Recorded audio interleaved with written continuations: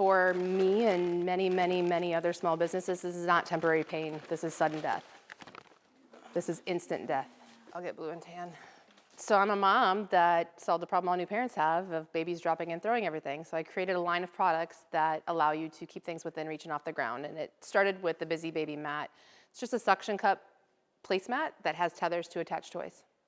I mean, the last 6 months has been huge for us. We launched in Walmart's in November. We launched in Target's last month. And 2 weeks ago, the Small Business Administration gave me an amazing award calling me the Small Business Person of the Year for Minnesota. So we feel like after a tough year previously, we were on the up and up and hitting some new milestones and finally seeing some great growth in our business until last week. We continually do production in China, and we have products that are ready to ship here now. They were supposed to ship last week. However, once the tariffs were announced and we realized that instead of paying $30,000, we were going to have to pay $230,000, we don't have that kind of money. Just throwing them here.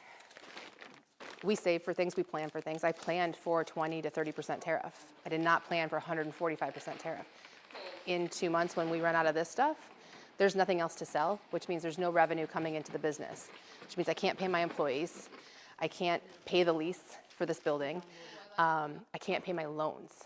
And I have a significant amount of debt because it was a big investment and a big risk to go into Walmart and Target. It's a big step for our business, and it was a risk I was willing to take because it was the next big milestone for our company. But to get that loan, I had to leverage my house. So now if I default on that loan, I could lose my home.